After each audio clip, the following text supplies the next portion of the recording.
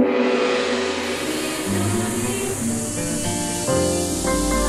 TV Channel 3, Jembatan Pencerahan. Berikan aku mata dewamu, agar ku tahu indahnya wajahmu. Pinjamkan aku mata siwamu, agar ku tahu damainya jiwamu.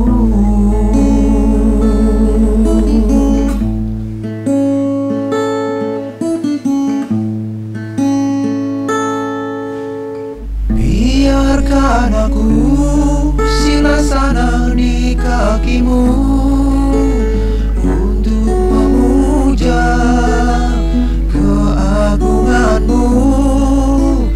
Biarkan aku membaca slogamu, agar ku tahu maha kuasamu.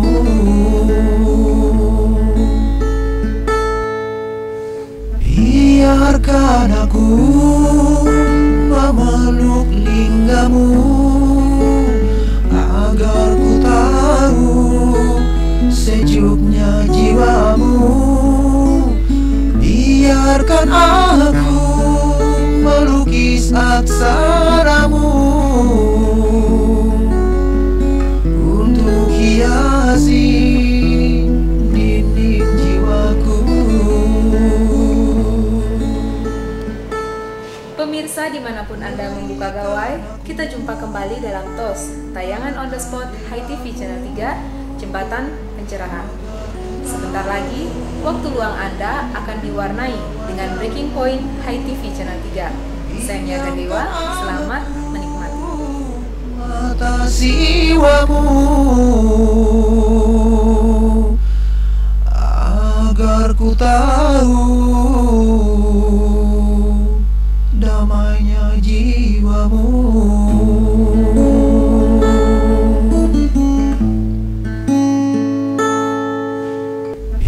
Biarkan aku memeluk linggamu, agar ku tahu sejuknya jiwamu. Biarkan aku melukis aksaramu untuk hiasi dinding jiwaku.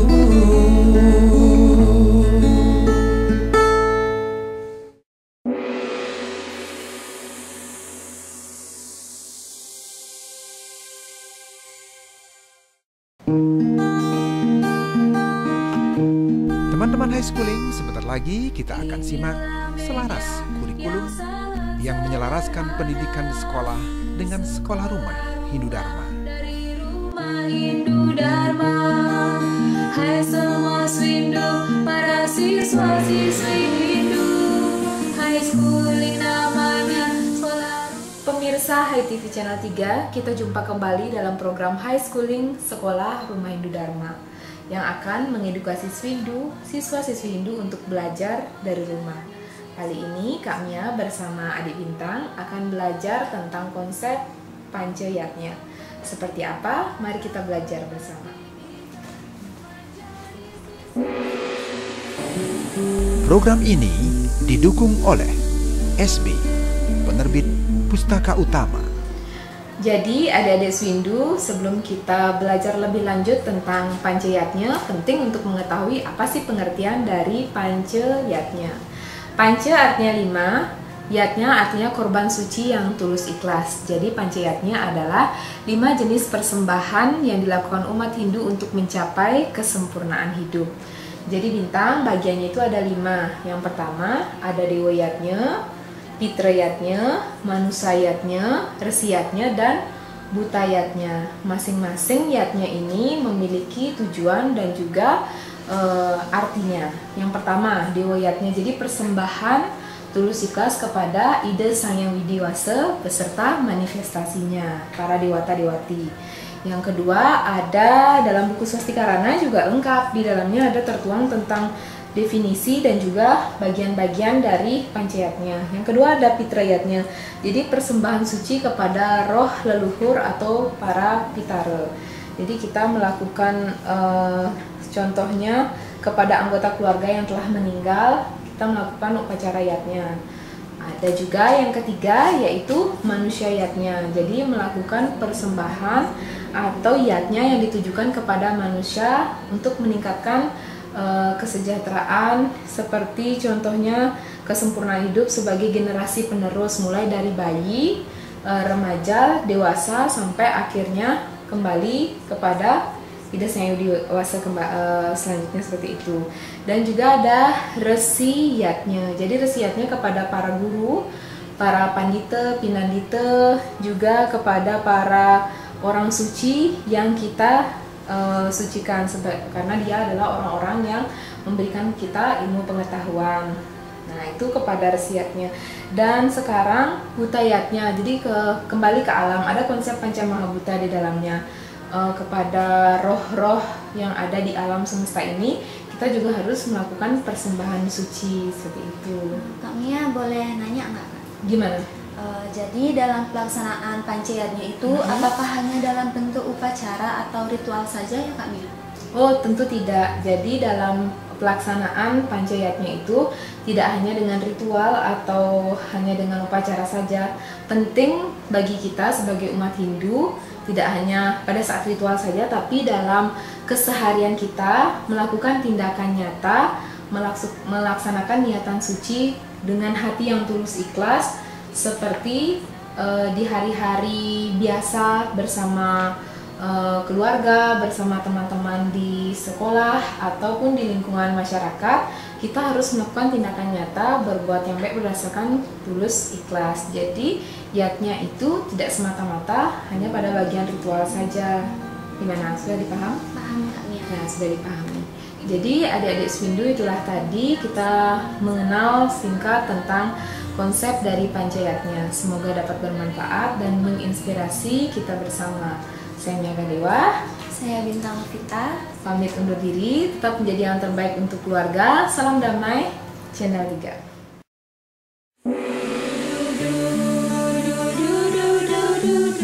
Terima kasih Anda masih bersama HiTV Channel 3, Jembatan Pencerahan yang didukung oleh Duparani.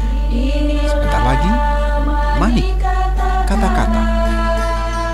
Intisari mutiara kata, jadikan araga hidup.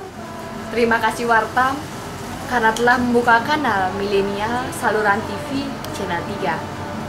Saya titip harap semoga program-programnya berkualitas untuk menjalin tali informasi merajut jembatan pencerahan.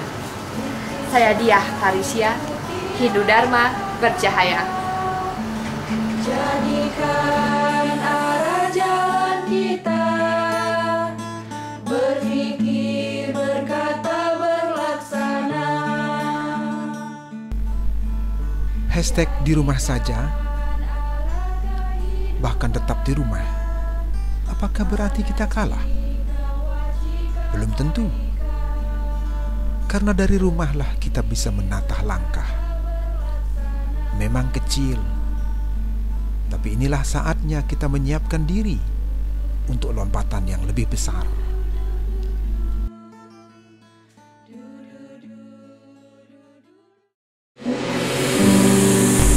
Ngopi, ngobrol inspiratif, mengajak Anda melihat peristiwa dari perspektif berbeda, berbagai tokoh inspiratif.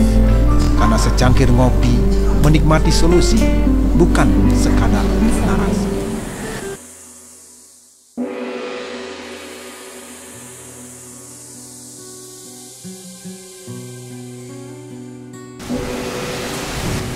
Pemirsa HiTV, kita jumpa lagi dalam 5 menit ngopi esko, ngobrol inspiratif, exploring, sharing, dan coaching.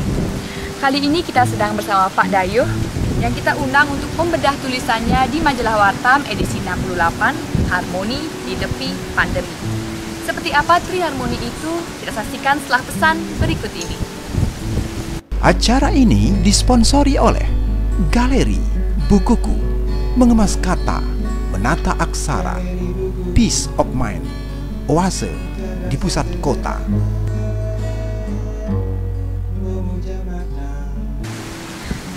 Pak Dayo, happy Orki. Iya, becek-becek dia. Sehat selalu ya Pak, meski Iya, pandemi ini semoga membuat sehat. kita makin frustasi, tapi harus tetap terus ya Pak. Harmoni di tepi pandemi. Ya. Tema besar Wartam edisi 68. Saya tertarik dalam tulisan yang berjudul Triharmoni. Soundnya enak, adem, sejuk. Tapi saya belum selesai baca nih Pak, dan saya akan tanya-tanya jelasnya. Ya. Triharmoni itu seperti apa Pak? Pendek saja.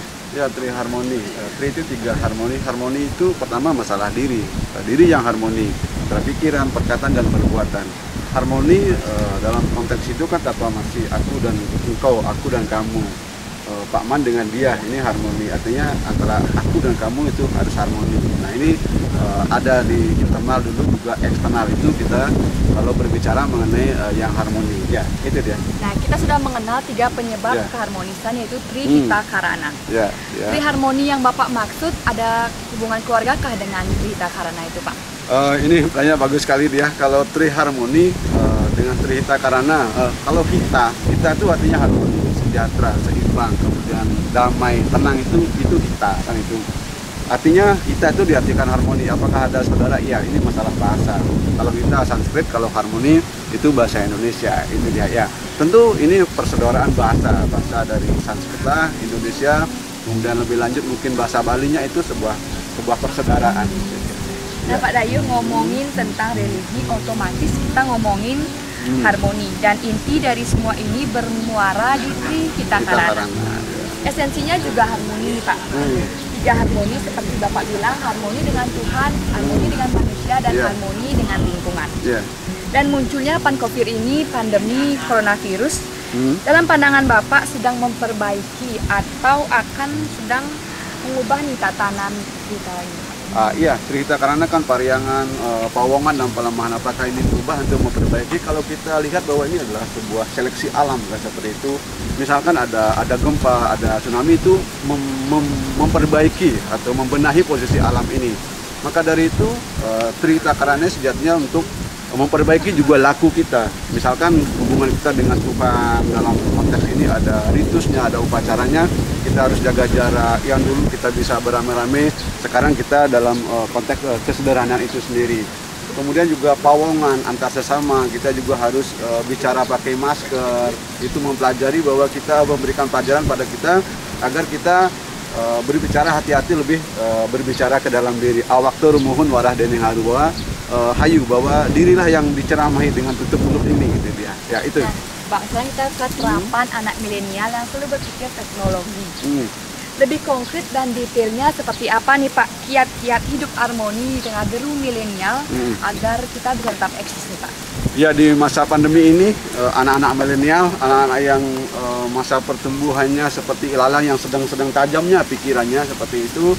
Maka dari itu pertama adalah taki ini sawaka guna widya. Kita harus berpengetahuan, kita harus kembali membangkitkan rasa jengah kita untuk kreatif, untuk inovatif.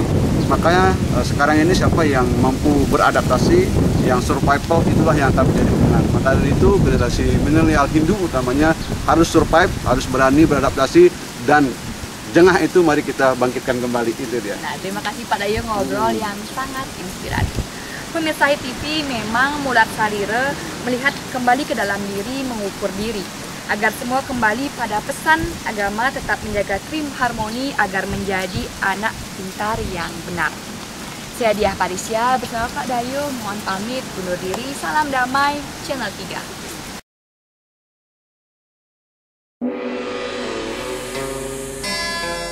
High Schooling, Sekolah Rumah Hindu Dharma.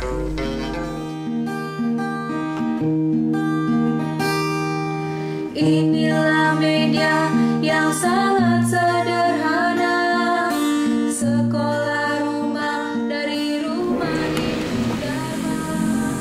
Hai semua swindu, para siswa. Teman-teman High Schooling, kita jumpa lagi dalam acara Tutor sebelum tidur yang membuka ruang bercerita untuk memberi pelajaran karakter building untuk kita semua seperti dongeng, fabel, legenda, mitos, saga, dan lain-lain. Kali ini berbeda karena HiTV membuka acara mendongeng daring lewat jaringan. Artinya, rekan high schooling bisa mengirim dongeng lewat Zooming, video call lewat WA seperti yang akan dilakukan oleh Widi Puspita Rani. Acara ini disponsori oleh Butik Buku Hindu, Altarnya Pustaka Dharma, Si Kodok Sombong. Tak jauh dari lebatnya hutan Malawa di kawasan Patalina Gantun, hidup seorang petani bernama Madiana. Seperti kebiasaan zaman itu, petani selalu memelihara sapi, kerbau, atau lembu. Madiana memelihara seekor lembu putih yang sangat gemuk. Sehari-hari sehabis mengerjakan sawah, Madiana mengembalakan lembu putihnya untuk berumput di sekitar hutan Malawa. Seperti hari itu, saat Madiana bersama lembu putihnya sedang merumput di sisi kiri Malawa, di antara rukunnya semua binatang mencari makan di kawasan itu, tiba-tiba ada suara menggaduh memecah keheningan. Ternyata suara itu berasal dari kodok yang terinjak oleh si lembu putih itu. Waduh, maaf dok, maaf aku nggak lihat. Dasar lembu dungu, hati-hati dong kalau jalan. Iya. Tapi kau tak apa-apa kan? Aku minta maaf ya. Untung badanku tak segemuk tubuhmu. Lalu si lembu putih pun menjawab, loh, apa hubungannya dengan tubuhku? Pasti adalah lembu dungu. Ya kalau aku gemuk kan gerakku lambat sepertimu. Kau tahu, sekalipun tubuhku kecil, aku bisa loh membesarkan tubuhku sebesar perutmu yang buncit itu. Dan sekarang mengapa kau tersenyum tipis? Kamu meremehkanku, lembu dungu? Oh, tidak. Aku tidak meremehkanmu. Tapi aku tak percaya sebelum kulihat buktinya. Kalau begitu, ayo tunjukkan buktinya. Biar aku percaya. Dasar bodoh. Lihat, aku tunjukkan sekarang. Lalu lembu dungu pun menjawab, loh, kok nggak ada bedanya dok? Belum. Ini jurusku belum keluar. Kalau jurus utamaku sudah keluar, maka kau akan kaget melihat tubuhku yang akan besar. Kau tunggu saja nanti, kau pasti akan terkejut. Kodok masih bernafsu ingin menyamai perut si lembu. Ia terus memompa perutnya hingga besar. Lihat bu, perutku sudah semakin besar kan? Tapi si lembu menjawab, ini sih masih biasa aja dok. Mendengar lembu mengatakan biasa saja, kodok menarik nafas dan memompa tubuhnya. Ia bernafsu melawan tubuh lembu. Dan tiba-tiba, dar! Akhirnya karena kebesaran nafsu, tubuh kodok lalu meledak. Kodok sombong pun mati akibat keangkuhannya. Itulah kisah kodok yang sombong yang akhirnya mati oleh nafsunya sendiri. Nafsu membesarkan perut yang lebih besar dari keangkuhan dan kesombongannya. Ternyata hal itu membawa sial dan malapetaka baginya. Demikian tadi Kodok Sombong Membawa Celaka. Semoga cerita ini memberi inspirasi. Saya Indri Buratwangi dan Widi Puspita Rani mohon diri. Salam damai Channel 3.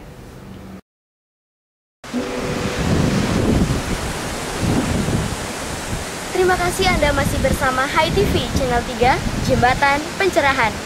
Sebentar lagi, Sundari Nada, makna di balik nada.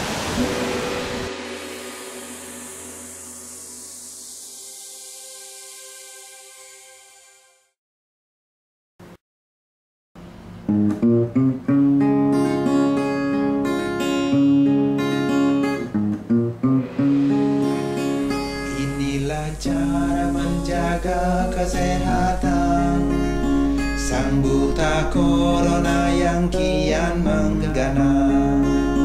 Pakai masker, jaga jarak, cuci tangan, bersihkan mala dari raga dan jiwa. Jangan lupa kita selalu berdoa, mohon ampunan ide yang widiwasa, bersihkan hati nurani dari dosa, agar terhindar dari buta corona.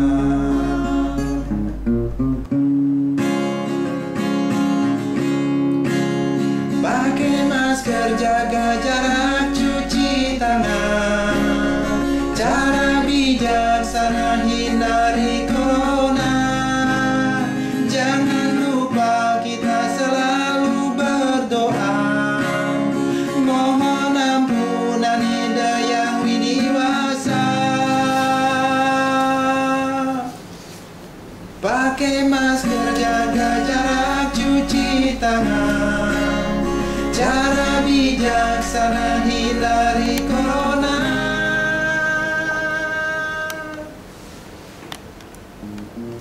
Pemirsa, demikian tadi Sundari Nada, makna di balik nada, menjadi sajian akhir kebersamaan kita. Semoga menginspirasi untuk kita bersama.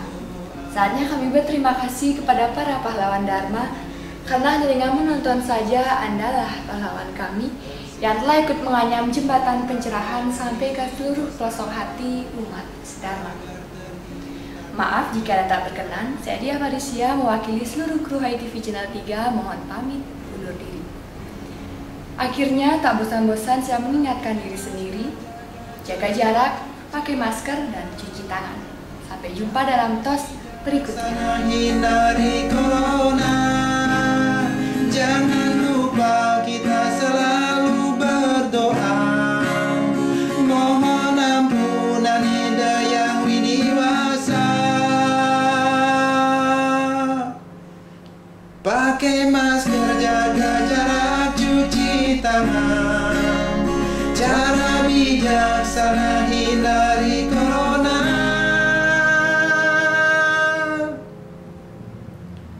Bersihkan hati nurani dari dosa, agar terhindar dari buta corona. Pakai masker, jaga jarak, cuci tangan, bersihkan bala dari jiwa dan raga. Jangan lupa kita selalu berdoa, mohon ampunan hidayah winiwasa. Pakai masker, jaga jarak, cuci tangan, agar terhindar dari buta corona.